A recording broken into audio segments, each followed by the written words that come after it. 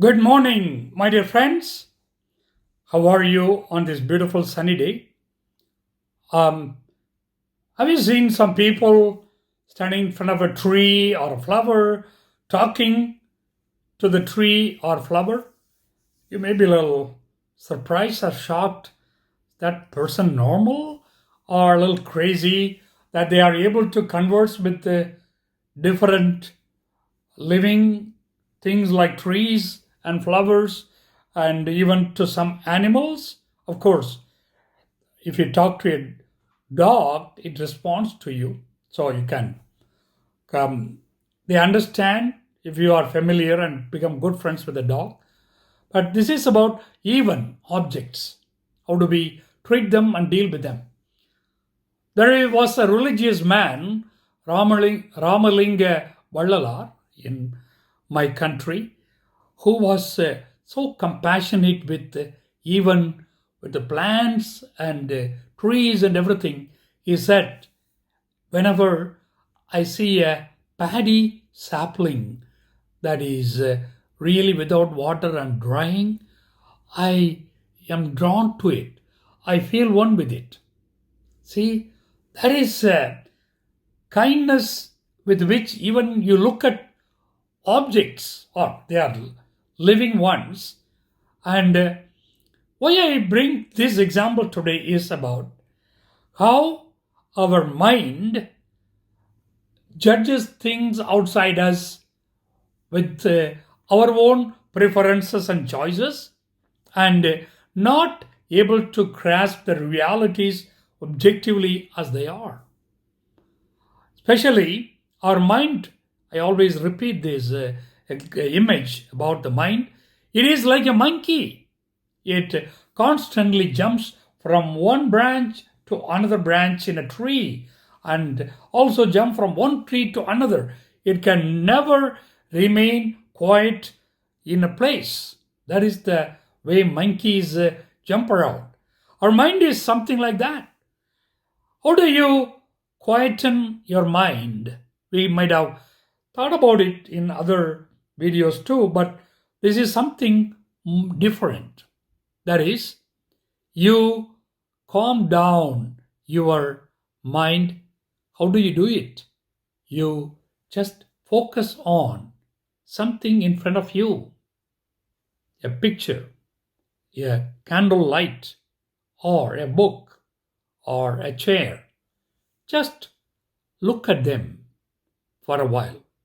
So you observe them and look at them without your own preference or choice, without judging them to be good or bad, or they're useful or not useful. Don't do any of those things. Just you look at them and stare at them. Try to absorb. Try to listen to them. Even objects can speak to you. How they are a great creation of God and a handwork of God that has turned to be such a beautiful thing through the work of a good artisan. So just look at them, they will teach you.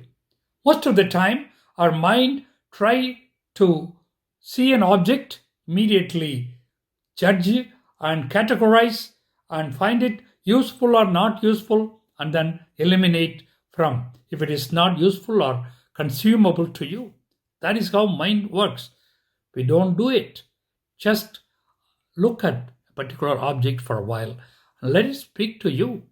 And that will tell you the truth about what it is, a plant or a tree or a chair or a table, whatever you are watching in front of you. And they teach you the truth.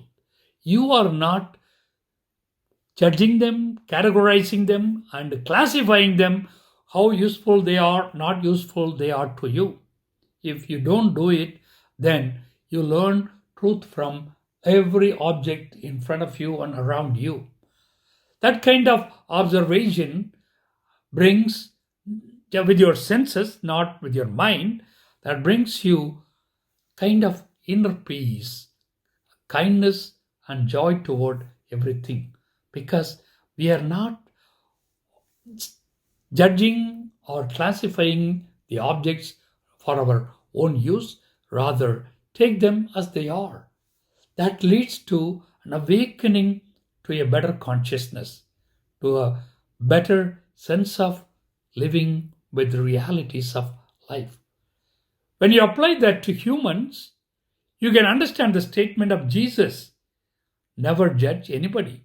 What if we also looking at people as they are, not for what they are useful to me or not, but as they are, as wonderful creations of God, and listening to them, what they want to communicate to you, the truth they want to share with you, then that become much better.